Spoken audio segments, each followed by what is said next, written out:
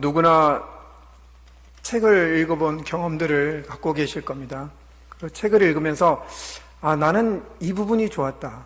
나 이 부분이 참 감명 깊었다라는 그런 마음을 갖고 계실 겁니다. 만약에 그런 마음이 없이 책을 읽었다라고 하면 사실 그 시간과 그 노력이 헛된 것일 겁니다. 우리가 영화 한 편을 보더라도 그렇습니다. 그 영화를 보면서 그건 어떤 감명 깊은 부분이 있다라고 보통 생각을 합니다. 그리고 아직까지도 내가 그 영화는 하면서 어느 한 부분을 기억해냅니다. 그처럼 우리가 어떤 장면을 보고 그 부분에 대해서 분명하게 확실하게 기억을 하고 있습니다. 그런데 그런 게 없다면 시간 낭비이고 또 돈 낭비입니다. 그리고 나오면서 괜히 봤네. 우리가 그럴 수도 있습니다. 마찬가지로 우리 신앙생활에서도 중요한 발견이 있습니다. 나는 우리 대곡교회를 통해서 이러한 은혜를 받았어. 나는 우리 교회가 이러이러한 좋아. 나 이러한 부분에서 난 정말 은혜로워. 이런 발견이 매일매일 확인이 되어져야 됩니다. 이 확인이 없으면 결국엔 내 신앙은 점점 쇠퇴해져 갈 수밖에 없습니다. 그리고 신앙으로 내가 믿음 생활을 하면서도 내가 예배에 참석하면서도 예배에 대한 의미를 찾지 못하게 되어집니다. 어떤 사람들은 그 부분을 찾지 못하니까 계속 안 되는 것, 교회의 실수인 것, 교회에 뭔가 부족한 부분들을 찾아냅니다. 그것도 대단한 능력이죠. 저는 눈을 씻고 찾아봐도 보이지 않는 그 부분들을 찾아낸다는 것만 해도 대단합니다. 그런데 믿음 생활은 하나님이 주신 은혜의 생활은 이어가지 못하게 됩니다. 결국 신앙으로 인한 어려움과 위기가 오면 결국 무너지게 되어지게 있습니다. 우리가 예수 믿는 우리가 정말 하나님의 자녀된 우리가 정말 교회를 통하여 하나님의 말씀, 하나님께서 말씀으로 주신 그 은혜, 그 감격 속에서 나와야 될 한 가지 단어가 있습니다. 그것이 뭐냐면 오늘 우리가 읽은 본문 마지막 절인 할렐루야입니다. 이 할렐루야라는 말이 진심으로 나에게서 나와야 됩니다. 우리가 신앙생활 하는 중에서 할렐루야라는 말이 나와야 됩니다. 이 할렐루야라는 말은 우리 잘 아시다시피 여호와께 영광을 돌린다. 오직 여호와만을 찬양한다라는 그 의미를 갖고 있습니다. 근데 여호와께 영광을 돌리고 오직 여호와만 찬양한다는 것에 내가 별 의미를 못 느끼고 있다. 그러면 그 신앙은 의미 없는 신앙이 되어지는 겁니다. 하나님 앞에 별다른 의미가 없는 사람으로 비춰지는 겁니다. 그래서 우리 구원받은 자에게 가장 중요한 단어가 할렐루야입니다. 우리에게 가정을 주셨습니다. 우리에게 직장을 주셨습니다. 또 우리에게 산업을 주셨습니다. 나는 나에게 주신 이 산업이 너무 감사하고 나에게 주신 이 가정이 너무 감사해. 나에게 주신 이것이 너무 감사해. 그런데 그 감사함보다 더 뛰어난, 더 고백되어져야 될 것이 바로 할렐루야입니다. 이 감사는 상황에 따라 변할 수도 있습니다. 우리의 환경에 따라 감사가 생겼다가 또 없어질 수도 있습니다. 그러나 우리가 우리의 산업, 우리의 직장, 그리고 우리의 교회, 우리의 가정에서 할렐루야가 나올 수 있도록 할렐루야를 찾아내는 것이 우리 신앙인에게는 굉장히 중요한 것입니다. 저와 여러분의 마음속에 진심으로 할렐루야가 나오시기를 축원합니다. 나의 신앙생활과 나의 가정생활과 그리고 나에게 주신 산업 속에서도 할렐루야, 여호와만을 찬양하고 여호와만을 의지하는 그 고백이 나와주기를 여러분 축원합니다. 그럴 때 우리는 승리하게 되어지는 겁니다. 하나님이 나와 함께 하신다라는 분명한 증거를 붙잡게 되어지는 것입니다. 이 축복을 가지고 우리 성도님들 정말 여호와를 찬양하고 우리 할렐루야 찬양대처럼 평생을 여호와를 찬양하는 우리 성도님들 되시기를 축원합니다. 우리가 이 여호와를 찬양함에 있어서 중요한 것, 첫 번째가 여호와의 영광을 위하는 것입니다. 오늘 읽은 본문 1절부터 3절의 말씀을 같이 한번 다시 읽어보겠습니다. 여호와여, 영광을 우리에게 돌리지 마옵소서. 우리에게 돌리지 마옵소서. 오직 주는 인자하시고 진실하심으로 주의 이름에만 영광을 돌리소서. 어찌하여 문 나라가 그들의 하나님이 이제 어디 있느냐 말하게 하리이까? 오직 우리 하나님은 하늘에 계셔서 원하시는 모든 것을 행하셨나이다. 오직 우리 하나님은 하늘에 계셔서 원하시는 모든 것을 행하셨습니다. 우리의 죄와 우리의 모든 잘못, 그 모든 것을 예수 그리스도의 대속의 은혜로 완전히 끝내셨습니다. 그래서 우리는 더 이상 구할 게 없습니다. 그럼에도 불구하고 우리 신자들이 이 땅에 살면서 구해야 될 축복과 은혜가 있습니다. 왜 우리가 이 땅에서 하나님께 축복과 은혜를 구해야 할까요? 그것은 바로 믿지 않는 자들에게 여호와의 영광을 가리우지 않기 위해서입니다. 우리가 정직하게 살고 성공해야 되는 것은 단지 우리의 삶의 목적이 정직과 그리고 성공이 아닙니다. 우리의 신앙의 기준이 정직과 성공이 아닙니다.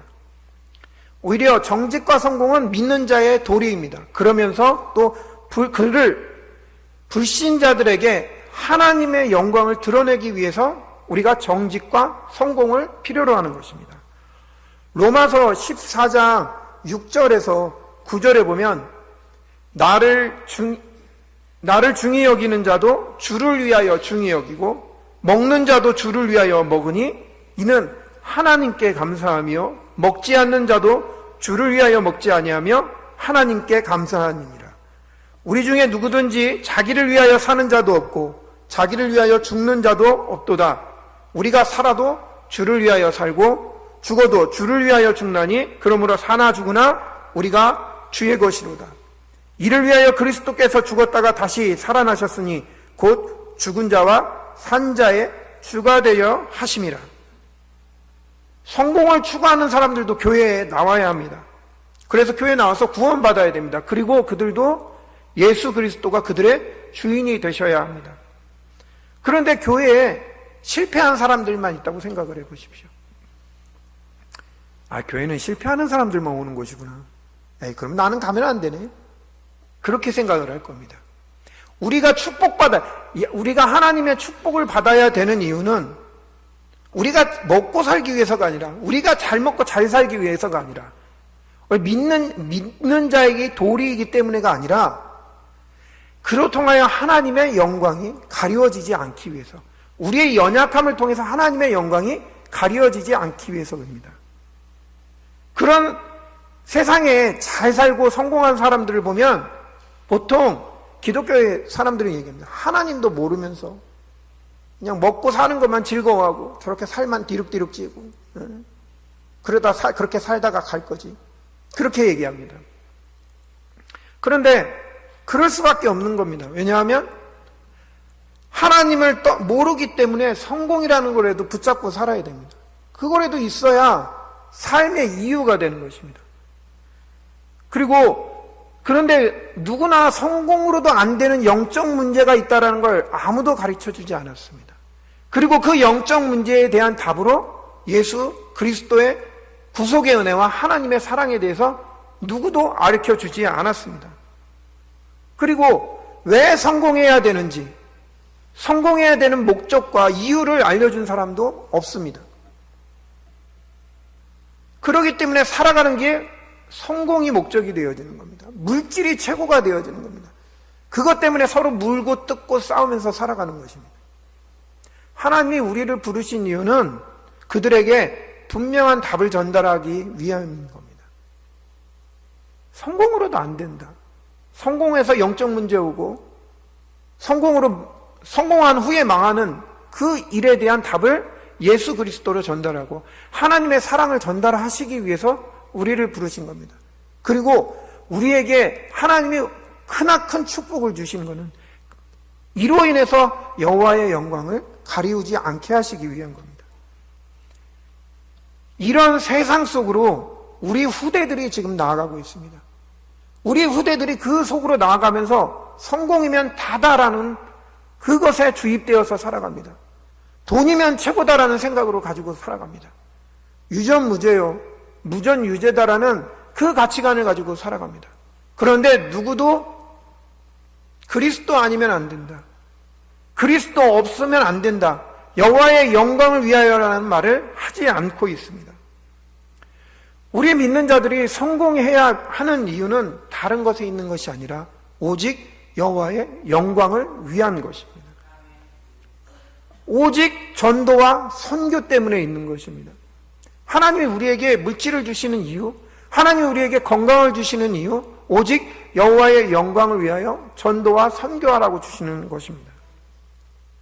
만약에 길거리에 앉아서 구걸하는 사람이 돈을 구걸을 하면서 예수 믿으세요라고 하면 보통 어떻게 생각하겠습니까? 그럼 예수 믿는 사람이 그 꼴이니 이렇게 얘기를 할 겁니다. 정말 중요한 영적 문제를, 영적인 상태를 알지 못하면 충분히 그렇게 말을 할 수도 있을 겁니다.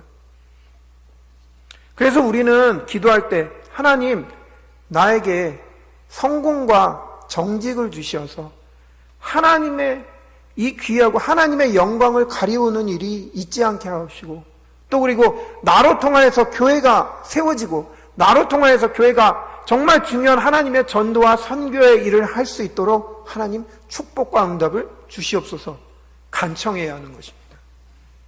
이 축복이 우리 대곡교회 모든 성도님들께 있기를 축원합니다.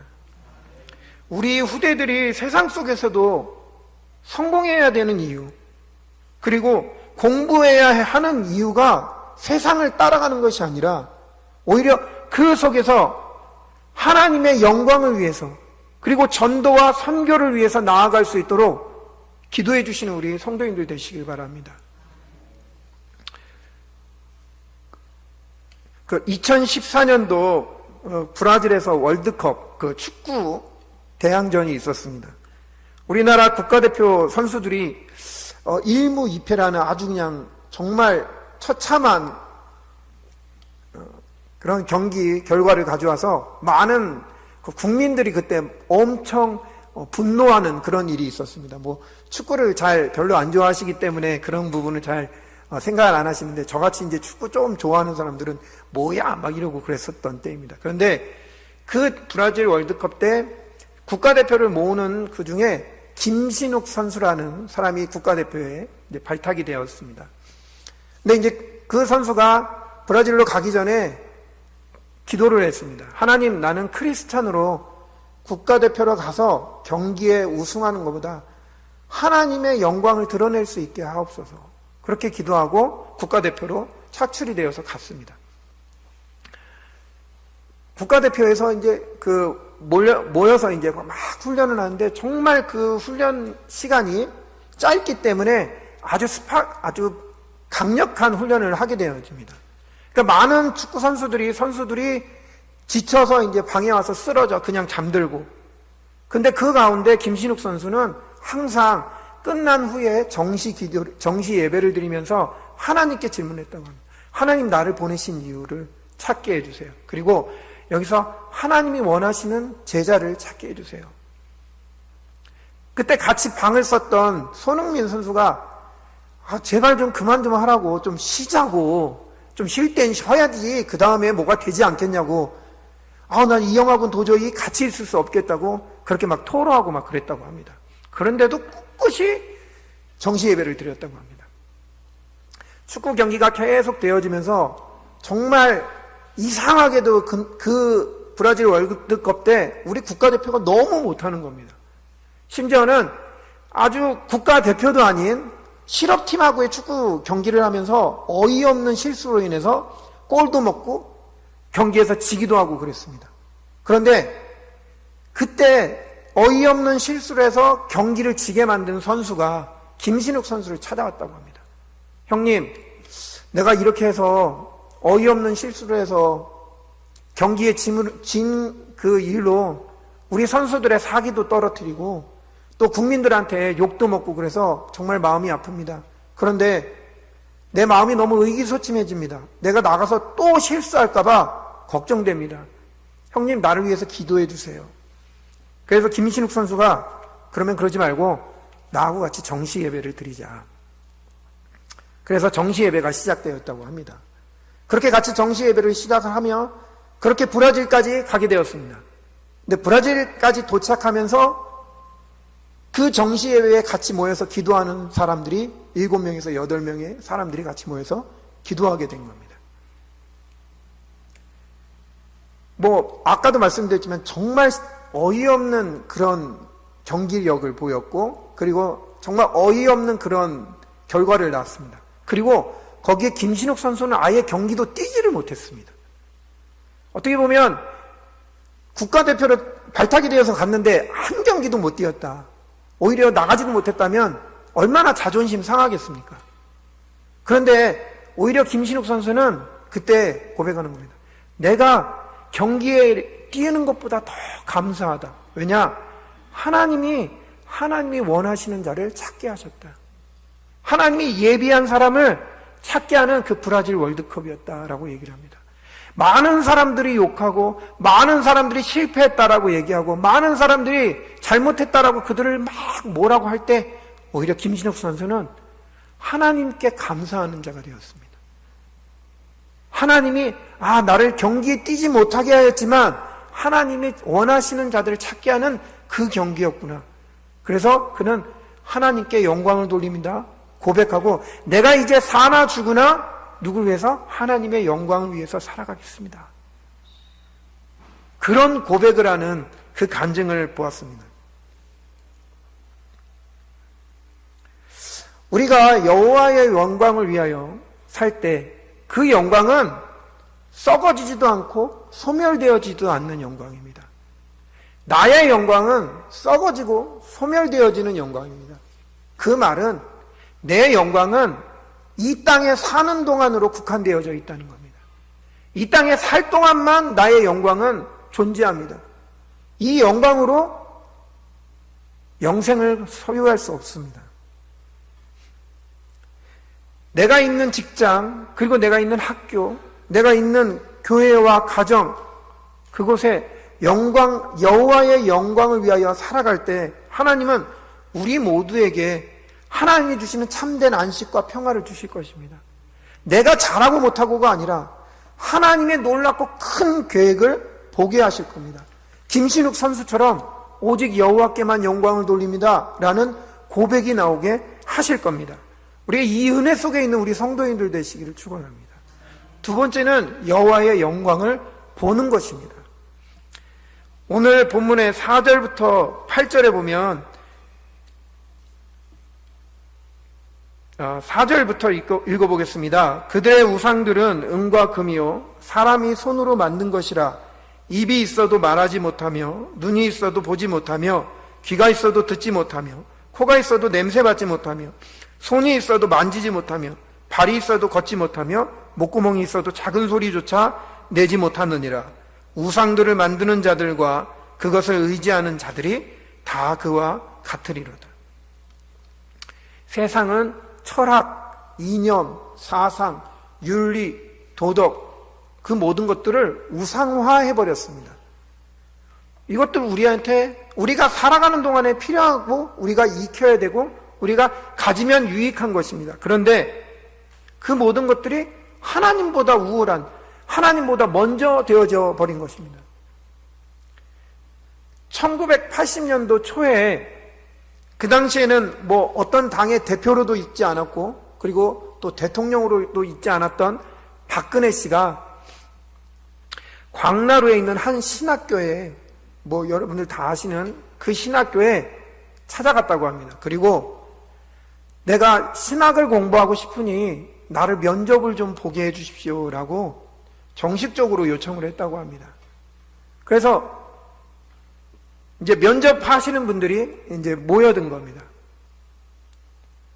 그 말을 왜 했을까요? 허무하다는 겁니다. 내 안에 공허하다라는 겁니다. 뭔가 하나님을 만나고 싶다라는 그런 갈망이 있다라는 겁니다. 그런데 당시에 면접을 치르겠다고 했던 그 면접관들이 뭐라 그랬냐면요. 우리는 독재자의 딸을 우리 학교에 학생으로는 도저히 받아들일 수 없다. 그러면서 이제 정식적으로 거절을 했습니다. 그리고 이제 많은 곳에 다니면서 우리가 이런 일을 했노라 라고 이제 말들을 하고 다닌 겁니다. 만약에 그 면접관들께서 그 박근혜 씨한테 신학교에 들어와서 공부하면서 예수님을 영접하고 하나님을 알아가게 했다면, 만약에 그렇게 됐다면 그 이단 최순실에게 그렇게 꼬이고 그렇게 상처받고 그 일로 인해서 국가가 반으로 나눠지고 한국이라는 국가 브랜드가 땅에 떨어지는 그 수모, 그 수치가 일어났겠습니까? 아마 아니었으리라 생각을 합니다. 그들은 자신이 가지고 있는 이념, 그리고 사상, 그리고 윤리, 도덕, 그것들이 우상화되어진 겁니다. 우상화되어지니까 여호와의 영광을 볼 수가 없는 겁니다. 여호와의 영광을 볼 수 없는 상태에 있으니까 어떻게 됩니까? 사람을 살려야 되는데 사람을 살리는 게 아니라 오히려 죽이는 일을 합니다. 그리고 그로 인해서 더 큰 일들을 초래하게 됩니다. 그 한 사람 살리면, 그 한 사람 여호와의 영광을 바라보며 그 한 사람을 살리면 될 일이 오히려 그 사람을 놓치며 그 사람을 죽음에 이르게 하니까 온 국가가 난리가 나는 일이 발생하고 우리나라 국가 브랜드가 땅에 떨어지는 일들이 발생하게 되어진 겁니다. 하나님은 세상을 볼 때 불신자 중심으로 보시지 않습니다. 하나님이 세상을 보는 중심은 누구냐? 하나님의 자녀 중심으로 보십니다. 하나님의 자녀가 어떻게 사느냐, 하나님의 자녀를 어떻게 살게 하느냐에 따라 하나님의 모든 것을 움직여 가십니다. 로마서 8장 19절에서부터 21절에 보면 피조물이 고대하는 바도 하나님의 아들들이 그 영광에 이르는 것이라고 했습니다. 피조물이 허무한데 복종하는 이유, 피조물도 어쩔 수 없이 그 허무한 것에 복종하는 이유는 뭐냐? 하나님의 아들들이 영광에 이르지 못했기 때문입니다. 결국에 무슨 말이냐면요, 지금 세상이 어렵고 힘든 일은 불신자들이 못되고 타락하고 불신자들의 완악함 때문이 아니라 신자들이 하나님의 영광에 위하고 하나님의 영광을 바라보지 못하는 상태로 살아가고 있기 때문이라는 겁니다. 다니엘서에 나오는 사드락과 메삭과 아벳느고 이 세 명은 느부갓네살 왕이 금신상에 절하라고 얘기를 하니까 절하지 않았습니다. 그래서 풀무불에 던지어지는 지금 죽음의 위기 속에 처해 있습니다. 그때 느부갓네살 왕이 자, 이제 니네 변명이라도 한번 해봐. 왜 그랬는지 한번 변명이라도 해봐라고 기회를 줍니다. 그때 다니엘서 3장 16절에 사드락과 메삭과 아벳느고가 왕에게 대답하여 이르되 느부갓네살 왕이여, 우리가 이 일에 대하여 왕에게 대답할 필요가 없나이다. 대답할 가치조차 없다라고 얘기를 합니다. 그거는 왕을 무시했다라는 얘기가 아니라 이미 죽음을 각오했다라는 얘기입니다. 왜 죽음을 각오했냐? 여호와의 영광을 보았기 때문에 그런 겁니다. 여호와의 영광을 위하기 때문에 죽음도 사나 죽으나 주의 것이기 때문입니다. 여호와의 영광이 없으면 살아도 저주와 재앙 속에 살아가는 것이고, 여호와의 영광이 없으면 죽어도 저주와 재앙 속에서 결국에 죽어가는 거라는 답이 났기 때문입니다. 그리고 17절에 왕이여, 우리가 섬기는 하나님이 계시다면 우리를 맹렬히 타는 풀무불 가운데서도 능히 건져내시겠고 왕의 손에서도 건져내시리다. 지금 내 눈앞에 현실적으로 다가온 것이 뭐냐면 7배나 뜨거워져 있는 풀무불입니다. 쇠를 녹일 정도의 뜨거움입니다. 성경에 말씀하기는 오히려 그 3명을 데리고 들어가려고 했던 사람이 불에 타 죽을 정도의 뜨거운 그 불이라고 했습니다. 그런데 그들은 지금 눈앞에 펼쳐지는 그 상황도 상관이 없다는 겁니다. 그 어려움도 상관이 없다는 겁니다. 왜? 여호와의 영광을 보았기 때문에. 여호와께서 우리와 함께 하신다는 걸 알기 때문에 이 은혜가, 여호와의 영광을 보는 그 은혜가 있는 우리 성도님들 되시길 바랍니다. 18절입니다. 그렇게 하지 아니하실지라도 왕이여, 우리가 왕의 신들을 섬기지도 아니하고 왕이 세우신 금신상에게 절하지도 아니할 줄 아옵소서.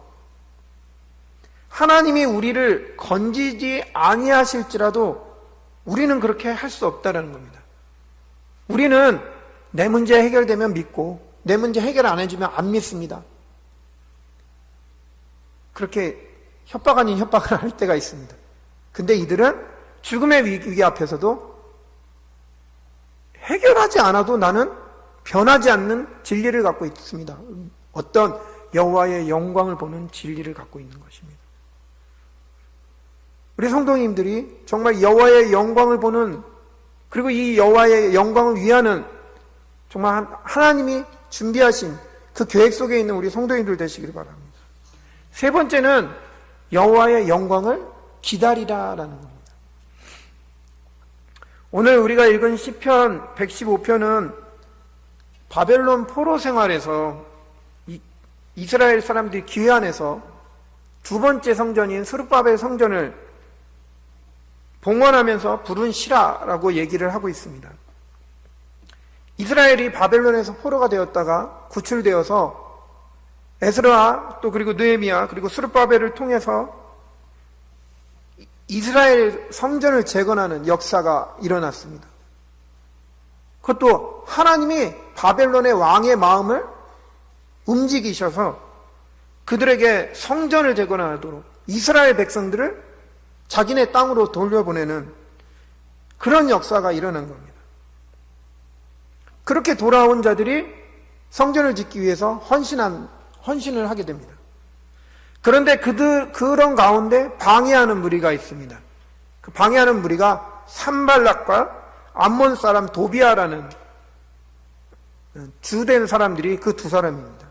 산발락은 이스라엘을 귀환할 그 당시에 사마리아 땅에 총독으로 그 사마리아 여자와 앗소르 남자 사이에서 태어난 호녀라라고 얘기를 합니다.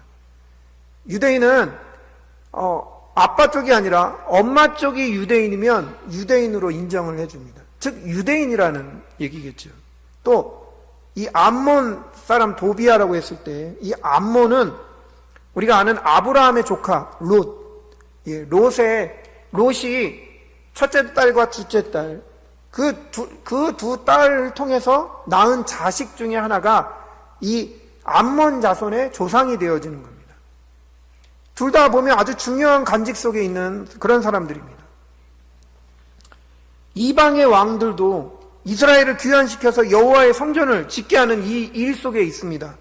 그런데 오히려 사마리아 사람 그리고 암몬 사람, 즉 이 이스라엘의 혈통과 관계 있는 사람들이 오히려 방해하는 일들이 일어납니다. 왜 그러냐?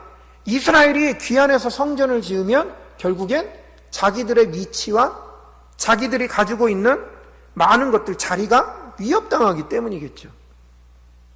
우리가 주의 일을 하고 우리가 정말 이 지역을 살리는 일을 하는데 오히려 불신자가 방해하고 막 불교에서 방해하고 저기 옆에 천주교에서 방해하는 게 아닙니다. 이상하게도 교회가 시기를 합니다. 이상하게도 내부적으로는 문제가 발생을 하게 됩니다. 왜 그럴까요? 사단의 일입니다. 하나님이 정말 중요하게 보시는 이 하나님의 영광을 위한 일을 사단이 못하게 막기 때문에 그런 거죠. 정말 우리 대곡교회는 정말 이 하나님이 원하시는 일, 이 지역을 살리는 일, 그리고 전도와 선교 세계를 살리는 이 일에 정말 오히려 우리가 더 합심하고 헌신해서 오히려 지역화하고 지역을 복음화하는 일에 더 헌신하는 우리 교회가 되기를 정말 주의 이름으로 축원합니다. 시편 오늘 기자가 말씀하고 있습니다. 9절부터 이스라엘아 여호와를 의지하라. 그는 너희의 도움이시요 너의 방패시로다. 아론의 집이여 여호와를 의지하라. 그는 너희의 도움이시요 너의 방패시로다. 여호와를 경외하는 자들아 너희는 여호와를 의지하여라. 그는 너희의 도움이시요 너희의 방패시로다. 우리가 여호와를 의지할 때 여호와께서는 우리의 도움이 되시며 우리의 방패가 되어 주시는 것입니다. 의지하는 자는 기다릴 수가 있습니다. 왜냐? 내가 하는 일이 아니기 때문에. 누군가를 의지한다라는 표현 아닙니까? 내가 하는 일이 아니라 하나님이 하시는 일이기 때문에 기다릴 수가 있는 겁니다. 어느 날 갑자기 바벨론의 왕들이 무슨 일이 있었는지, 무슨 생각이 있었는지 모르겠지만 갑자기 이스라엘 사람들, 야, 니네 땅으로 가. 그리고 그냥 니네 땅으로 가라가 아니라 니네 땅에 가서 니네들이 성전을 지어. 그리고 성전을 지을 수 있도록 주변에 위협하지 못하도록 조서까지 내려줍니다. 이게 사람의 일일까요? 아닙니다. 하나님이 하시는 일입니다. 하나님은 이미 예레미야 선지자를 통해서 이스라엘이 돌아와서 성전을 회복할 것이라는 분명한 하나님의 메시지를 전달하셨습니다. 우리는 우연이라고 하는 그 일조차를 하나님은 이미 창세전에 계획하시고 하나님은 확정하여 놓으셨습니다. 그래서 우리에게 여호와의 영광을 위하고 보게 하시는 겁니다. 그리고 기다리게 하시는 겁니다. 우리가 어떤 일을 할 때, 우리가 어떤 일을 취할 때 어떤 대적에, 어떤 반대하는 세력에 의해서 그런 일들을 경험하게 되면 하고자 하는 의욕이 많이 떨어집니다. 아, 해야 되나? 말아야 되나? 그냥 안 해. 에이, 뭐 꼭 해야 돼. 그렇죠? 우리가 교회 일을 하는 데서도 마찬가지고 심지어는 청소하는 일에서도 그런 일이 일어날 때도 있습니다. 그런데 여호와의 영광을 알기 때문에 우리는 기다리는 겁니다. 네, 하나님은 그 일을 분명히 이루어 나가시기 때문에 그 일이 하나님이 원하시는 일이 맞다면 하나님은 분명히 그 일을 이루어 나가시게 되어 있습니다. 그러니까 우리가 그 일을 놓고 기다리는 겁니다. 왜? 여호와께서 나의 도움이시기 때문입니다. 도움이라고 얘기를 했을 때, 자, 도움을 받는 쪽과 도움을 주는 쪽, 어느 쪽이 더 뛰어나야 될까요? 도움을 받는 쪽이 뛰어나야 될 것 같습니까? 아니면 도움을 주는 쪽이 더 뛰어나야 될 것 같습니까? 도움을 주는 쪽이 더 뛰어나야 되죠. 그죠? 우리 보통 얘기를 할 때, 여자는 돕는 배필로 정해졌다라고 얘기를 하면 요즘같이 여건이 이렇게 신장되어진 시대에는 무슨 말이냐, 왜 남자는 주연이고 맨날 여자는 그렇게 돕는 쪽으로만 이렇게 이해를 하냐 얘기를 합니다. 그런데 앞에도 말씀드렸듯이 돕는 쪽이 똑똑해야 됩니까? 도움을 받는 쪽이 똑똑해야 됩니까? 그렇죠. 돕는 쪽이 똑똑해야죠. 도움을 받는 쪽이 똑똑하면 도움 자체가 필요 없습니다. 돕는 쪽이 똑똑합니다. 여러분 희망을 가지시기 바랍니다. 조금 더 똑똑하신 겁니다. 하나님은 우리의 도움이 되십니다. 근데 잘 안 믿습니다. 돕는 이가 더 똑똑합니다. 하나님은 우리의 방패이십니다. 하나님은 우리의 모든 것을 아시고 우리를 도우시는 분이십니다. 이걸 믿어주시기 바랍니다. 어떠한 상황에 놓여 있을지라도 하나님이 우리를 도우시는, 하나님이 우리를 인도하시는 분이라는 것을 알고 있으면 기다릴 수 있습니다. 그런 자에게 마지막으로 나오는 고백이 할렐루야입니다. 아, 하나님이 나를 도우시는구나. 하나님이 나의 방패가 되어주시는구나. 그렇기 때문에 기다릴 수 있습니다. 기다린다고 포기하는 게 아닙니다. 기다린다고 지는 게 아닙니다. 오히려 기다림을 통해서 여호와 할렐루야가 고백되어지는 것입니다. 오직 여호와의 영광을 위하는 삶으로 그의 영광을 바라보며 모든 일 속에서 이 다가올 여호와의 영광을 기다리는 우리 대곡교회 성도님들 되시기를 축원합니다. 같이 기도하도록 하겠습니다.